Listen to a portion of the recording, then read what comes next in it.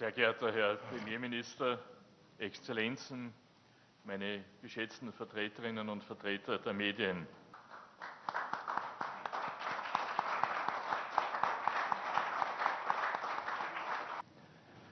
Mein Besuch ist tatsächlich ein Meilenstein. My visit is in fact a milestone for Austrian-Indian relations.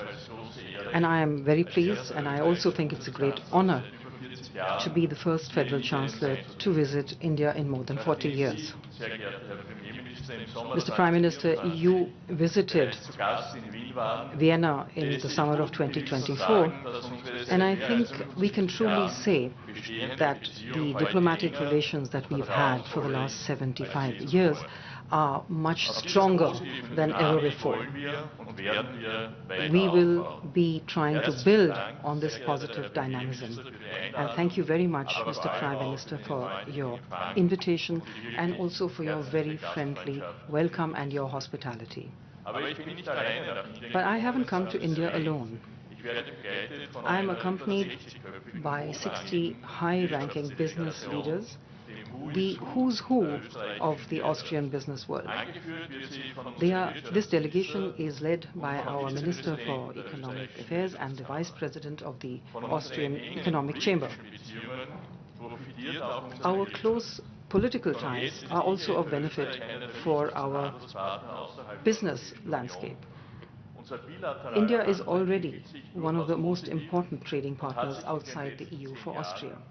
Our bilateral trade has been developing very positively and has increased to about 3 billion euros in the last 10 years.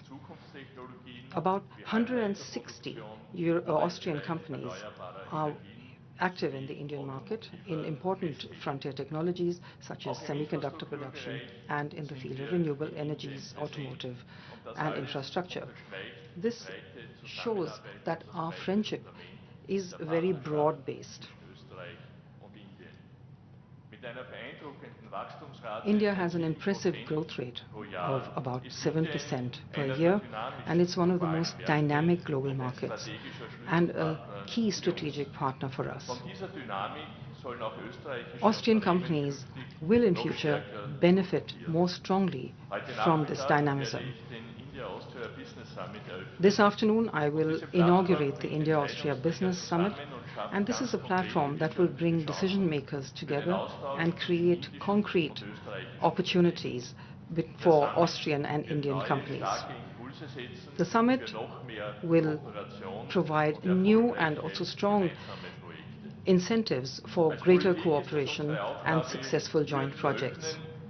It is a policy of ours that we will open doors and create reliable conditions.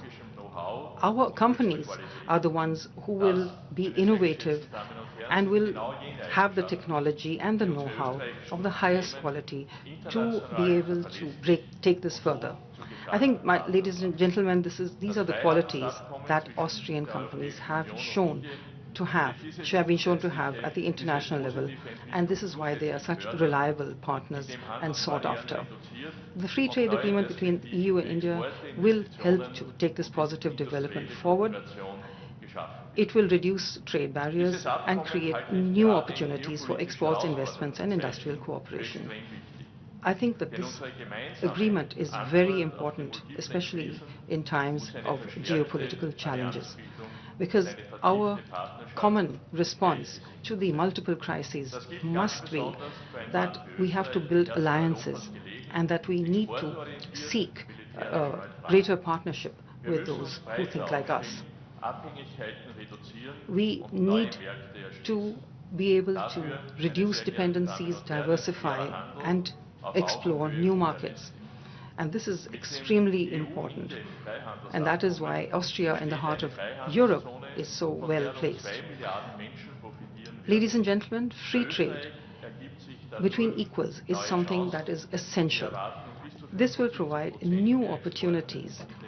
It will provide opportunities, 75% more exports, for instance, in the fields of engineering, electronics, chemicals, and industrial services. Ladies and gentlemen, we are living in an age of geopolitical upheaval and disruption. power centers are shifting and new alliances are being created and conflicts are becoming more complex. At times like this, stability, trust, and reliable partnerships are not just words, but a strategic necessity. And that is why India is such a reliable partner and valued by Austria. The largest democracy of the world share common interests and fundamental values. At a time where geopolitical challenges are getting stronger, such partnerships are even more valuable.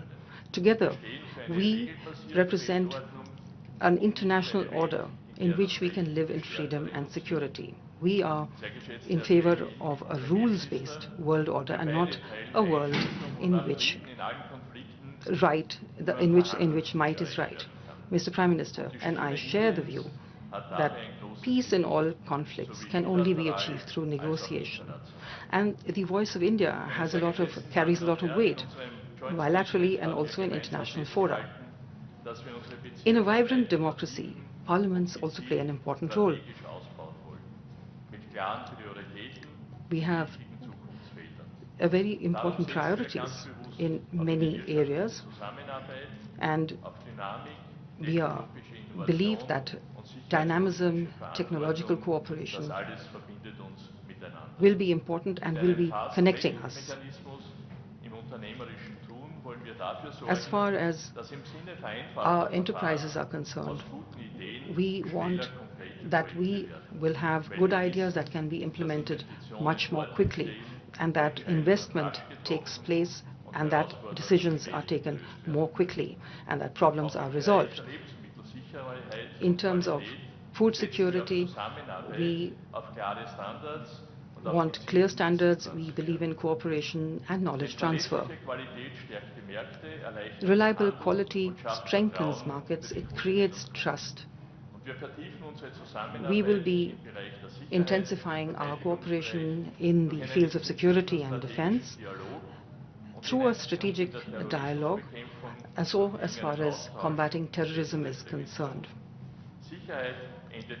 It's clear that security does not end where our borders end, and this is something that can only be tackled at a global level. All this shows that our partnership covers a lot of areas. We have economic dynamism, academic and scientific cooperation, and responsibility as far as security policy is concerned. Ladies and gentlemen, we want that we have a clear vision and that step by step we go forward into a secure future. Stability also means that we are politically and independent, that in the sense of energy, we are not dependent on any single country. We have discussed this today. We have spoken about pump storage projects. We have spoken about other future fields where we can work together in the future. The opening of the new honorary consulate,